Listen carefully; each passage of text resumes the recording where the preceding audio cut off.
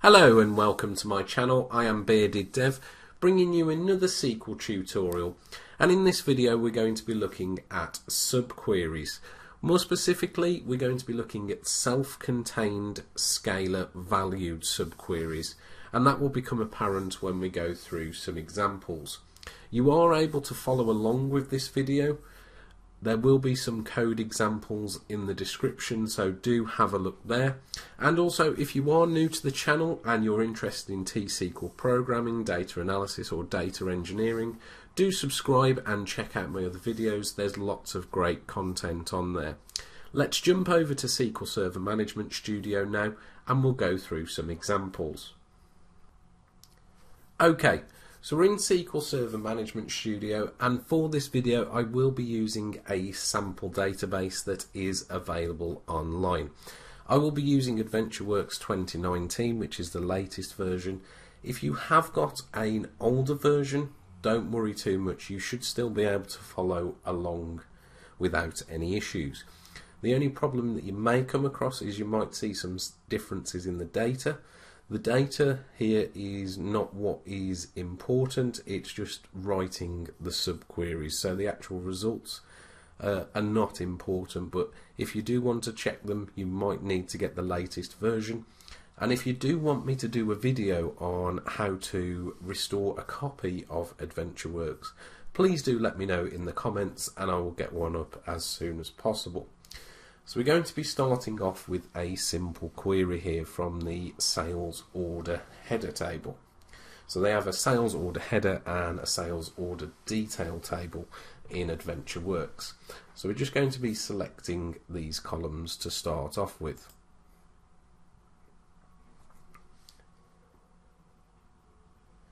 We have a sales order ID, which is a unique identifier, an order date, an order number, purchase order number, account number, customer ID and a total due.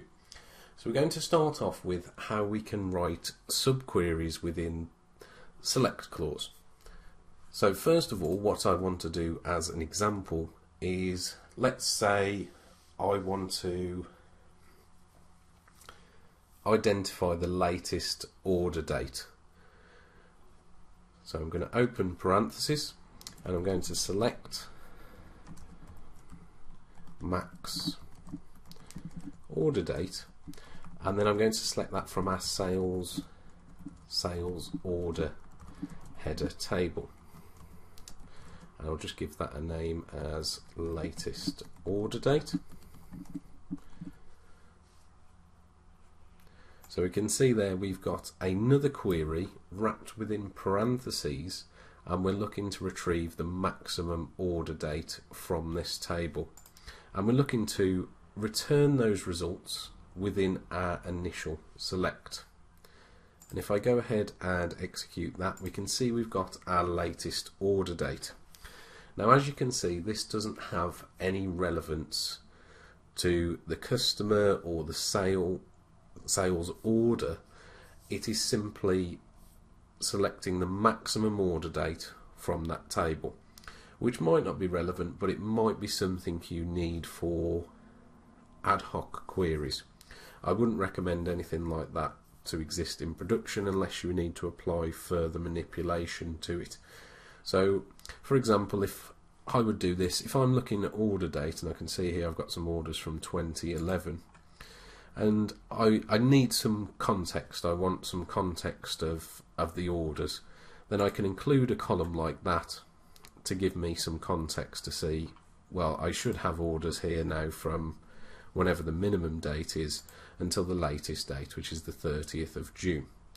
Now, I mentioned in the introduction we'll be looking at self-contained Scalarvalued. Now what I mean by self-contained is this subquery has no relevance to the outer query. There is no correlation. Correlated subqueries are slightly different, and we'll have a look at those in another video. So if I execute this query, it will give me that result. That's what's meant as self-contained. They're a lot easier to debug because we can run those queries independently.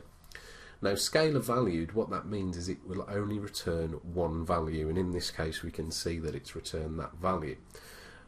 However, we have multiple rows within this table, so it returns one value per row, effectively one value per call of that subquery. Let's move on to a different example here. So I'll just hide the results pane. Let's say a typical example that what we want to achieve is maybe a percentage of the total. Now the total here within this table is actually massive. So what we want to add in is a sum of the total due from, again, at the same table, our sales order header table, and we'll give that an alias as grand total to start with. So if I execute that query, we've now got this grand total amount, which is some ridiculous number of 123 million. Now what we can now use is that within an expression to compute a percentage of the total. So for each order in this case, we want to see what that value is versus the grand total. So we can simply add within our same column, we're going to say total due, and that's just going to be divided by that grand total. And we'll now change this to percentage of grand total. And then we will multiply the results by 100 to give us our answer. So we can see there our percent of grand total. Now as I mentioned, that grand total is massive, so we're going to get very small percentage amounts. We can see the first sales order ID in this example is 0.0187% of the grand total. But that's a more practical example of when we would use subqueries. Now let's have a look at using subqueries within the where clause. So within the where clause to filter our data. So within the where clause, let's say we want to have a look at the latest order date. So we want to filter this table by the latest order date. Now this is a very good example because unless we know what that latest order date is, we can't add it as a constant. So it has to be dynamic, it has to be a dynamic value. So we'll change this to where order date, and then we'll have equals, and then we'll have our subquery here within parentheses, and it's going to be the same subquery that we've used within the select from our sales order header table. And because we're using it within the where clause, we don't add an alias at this stage. So if we execute that query now, we can see our results have now shortened to 40. But what is also interesting, and we can see the order date actually matches to our latest order date that we've got within the query. So all the order dates are the 30th of June 2014. But what's also interesting and can be sometimes confusing to people who are new to subqueries is that these subqueries do not have any relevance to that where clause. These are completely independent. So although the latest order date is returning that date, it's still actually going to the table itself and looking for that order date. It's not, in this case, we're not applying the where clause and then running these subqueries. The subqueries are ran independently. So whatever we add within the where clause does not have any impact on these self-contained subqueries in this case. Now there are situations in which it can, so don't take that as it will never have any impact, but in this example that we're looking at, the where clause is not having an impact on the subqueries we've got within the select. And we can see that as another example within the percent of grand total. So we can see that there's very small amounts. Whereas if it was computing the sum total due, taking that where clause into consideration, it would be a lot smaller amount. Now we're talking about scalar value subqueries in this video. So one of the things I wanted to show is what would happen if a subquery returned more than one value. And this is a common error we might see. So at the moment we've got our subquery within our where clause that's returning the latest order date. Now let's take out max from that, and let's just run this query independently so we can see here we're getting more than one result. But in this case, as we're using equals within the where clause, we are looking for a scalar value. So let's try and execute this query and see what happens. And we'll get an error message here to say the subquery's returned more than one value, and it was actually only expecting one value, so we can't actually run that query. We will get an error. But this is coming into how the self-contained subqueries are slightly easier to debug, because to identify this problem we can just run this query independently, and we can certainly identify that yes, in this case it is returning more than one value.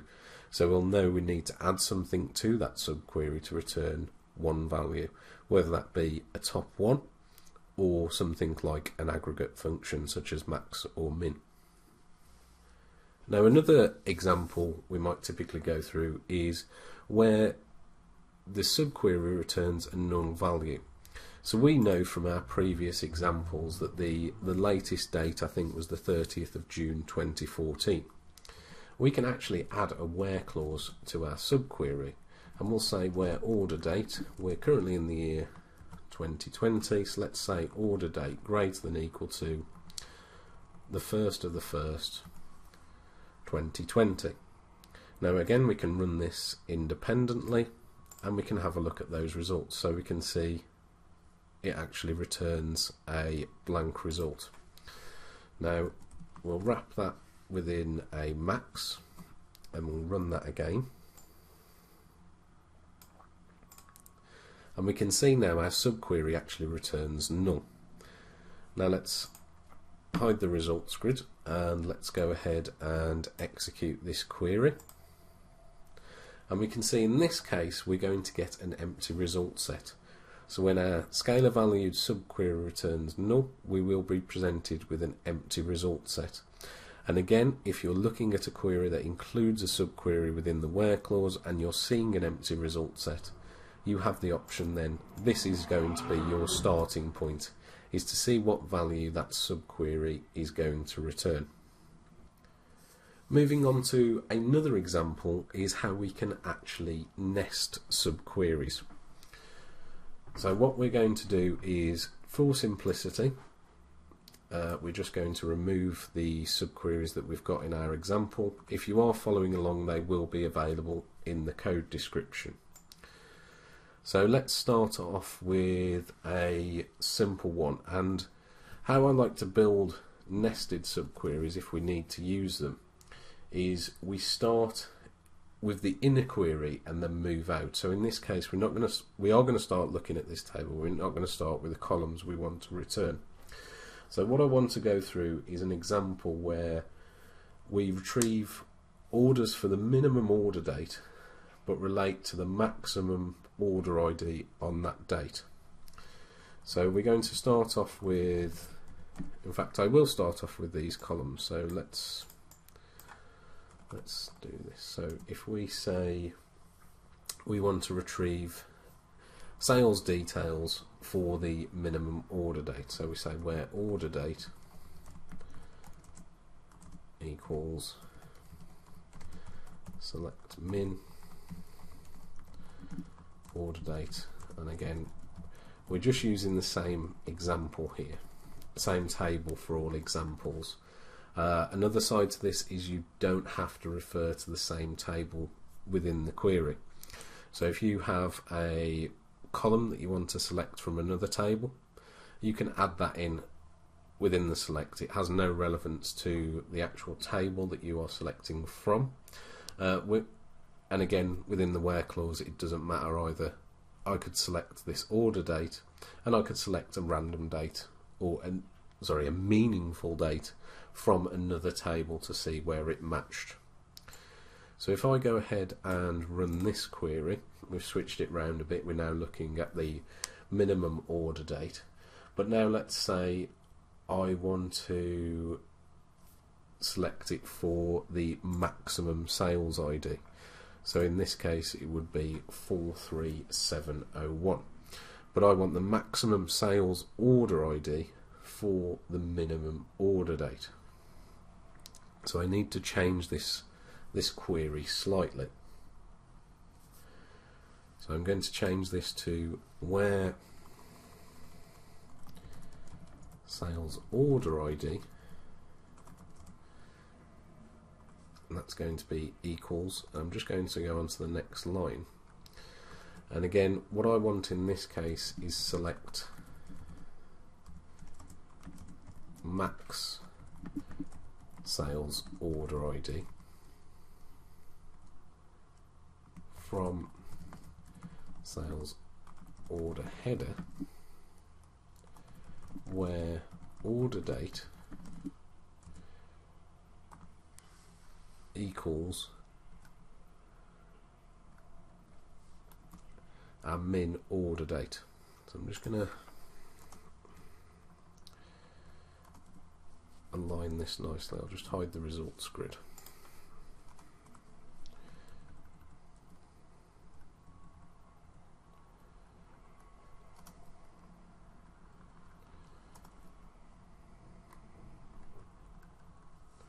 Close off the parentheses there. Just correctly name the table. You can see it does get slightly complex here.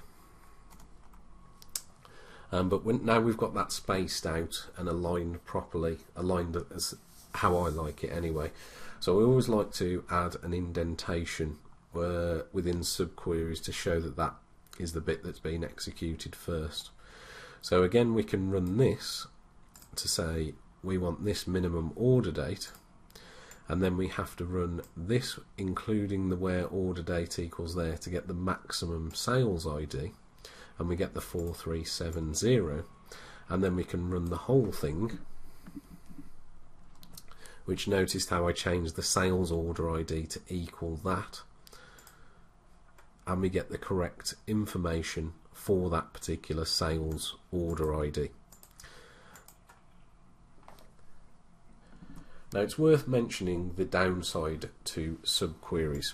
So if I include the actual execution plan and why you don't want to overuse them, if you find you are overusing subqueries, then it's time to maybe start considering temporary objects where you can store values in there that you're going to use, or having another look at a way to do that query.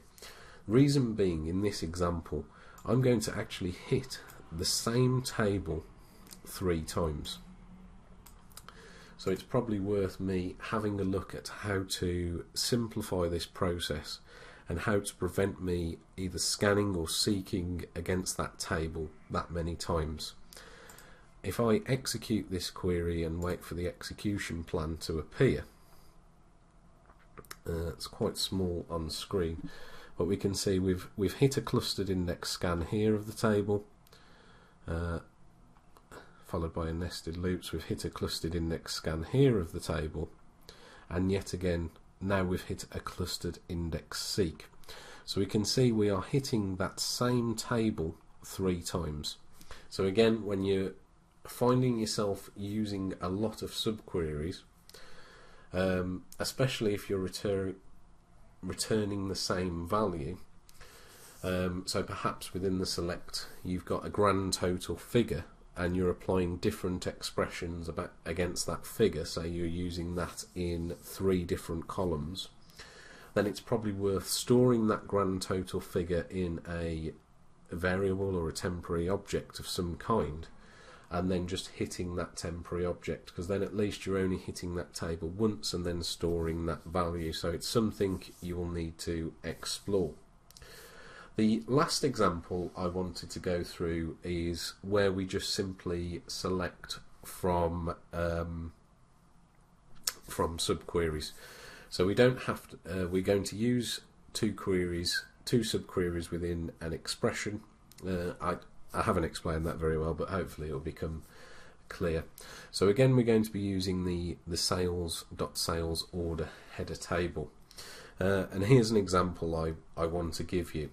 Is we want to find out the customer who spends the most amount of money, and all we want to do for that customer is compute the percentage of the grand total. And we're going to be using subqueries in this case to do it. And I'd show you how I would go about this task. So initially what we want to do is compute a total for customers. So I'm just going to step this through. So we're going to select customer ID and then sum total due as total. That's going to be from, again, using the same table, sales order header. We're going to group by customer ID, and then for a start we'll just order by total descending. So this is going to return the totals for every customer, but it's going to be in order. So the customer at the top has got the greatest total. So we can see customer ID 29818 is the individual or organisation that spent the most money with us.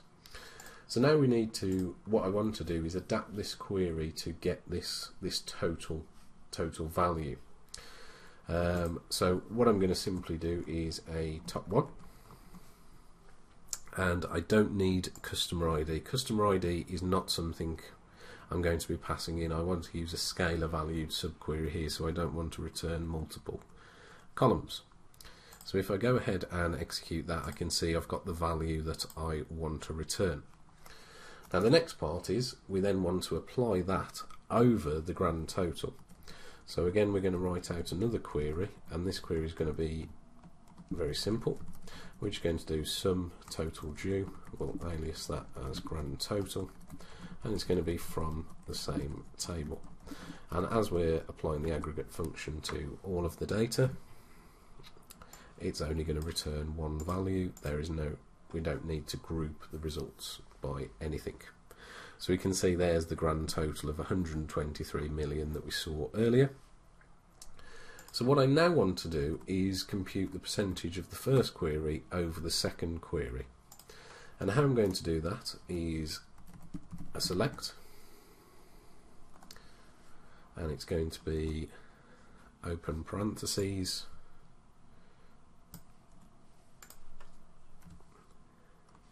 so there's our first select. We're selecting the total value for our highest spending customer. I'm just going to indent a / to indicate division, and then I'm just going to indent my second subquery and close off those parentheses, and then I'm just going to give this an alias as % of grand total. So we can see this select is not actually selecting from a table. It's selecting the first subquery as a divided by the second subquery. So we can go ahead and execute that, and we get 0.008%. So we have customers, looks like within this data, that are regularly distributed. They spend a pretty even amount. The amount of spend is distributed evenly amongst customers. But I hope that was a good example of how we can use multiple subqueries within an expression. And once again, if you would like to follow along, all these code examples will be within the description below. Really hope you have enjoyed the video. If you have, feel free to check out my other videos on my channel. If you'd like me to do a video on anything you're struggling with, then please do let me know in the comments below. Subscribe to the channel if you haven't already, and hit that notification button to be made aware of when new videos are uploaded. Thanks a lot for watching.